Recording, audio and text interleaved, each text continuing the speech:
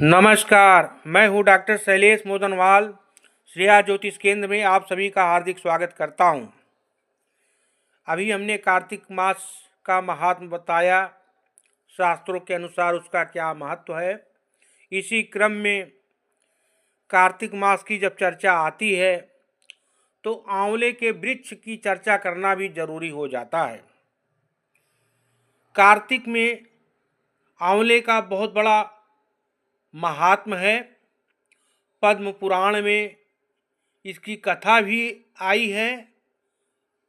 पद्म पुराण के अनुसार भगवान विष्णु के थूकने पर उनके मुख से चंद्रमा के समान कांतिमान एक बिंदु प्रकट हुआ। वह बिंदु पृथ्वी पर गिरा, उसी से आंवले का महान वृक्ष उत्पन्न हुआ। यह सभी वृक्षों का आदिभूत कहलाता है। आंवले का वृक्ष भगवान को अत्यंत प्रिय है। इसके स्मरण मात्र से गोदान का फल मिलता है। स्पर्श करने से इससे दूना और फल भक्षण करने से तिगुना फल प्राप्त होता है। इसलिए सदा प्रयत्न पूर्वक आंवले का सेवन करना चाहिए। यह सब पापों को हरने वाला वैष्णव वृक्ष बताया गया है। आंवले के वृक्ष में मूल में भगवान विष्णु, उसके ऊपर ब्रह्मा, स्कंद में परमेश्वर भगवान रुद्र, शाखाओं में मुनि, टहनियों में देवता, पत्तों में वसु, फूलों में मरुदगण तथा फलों में समस्त प्रजापति वास करते हैं।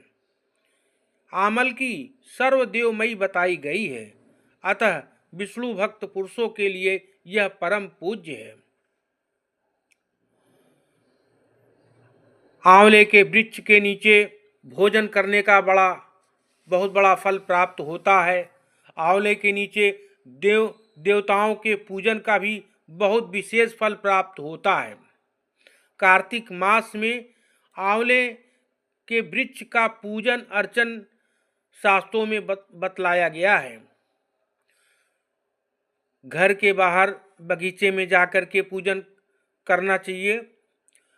ऐसे व्यक्ति जो नहीं जा सकते वे घर में आंवले का वृक्ष जो है पौधा लेकर गमले में लगाकर कार्तिक मास की परंपरा का निर्वहन कर सकते हैं और कार्तिक मास भर आंवले का पूजन कर सकते हैं।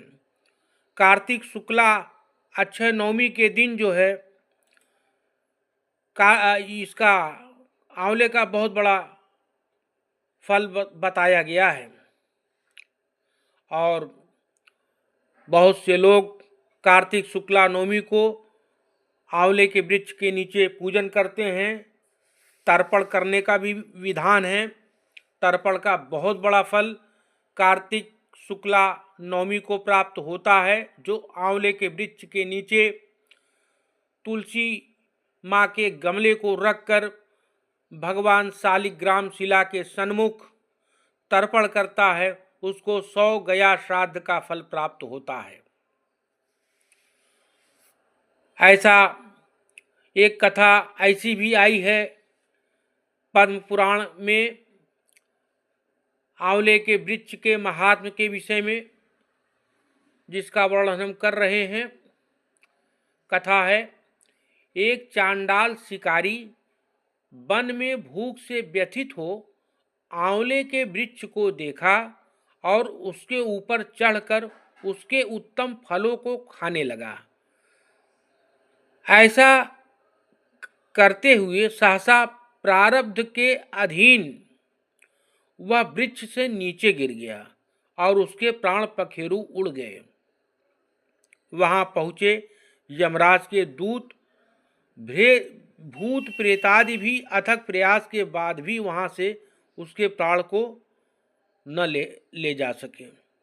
देवलोक से सहसा एक स्वर्ण में पीले रंग का विमान आया, जिस पर आरूढ़ होकर वह व्यक्ति स्वर्गलोक चला गया।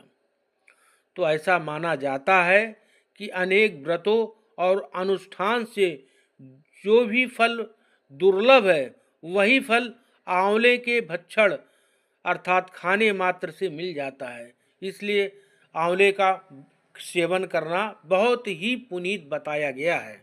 तो यह था आंवले के वृक्ष के बारे में हमने चर्चा किया, जो बहुत ही लाभदायी है।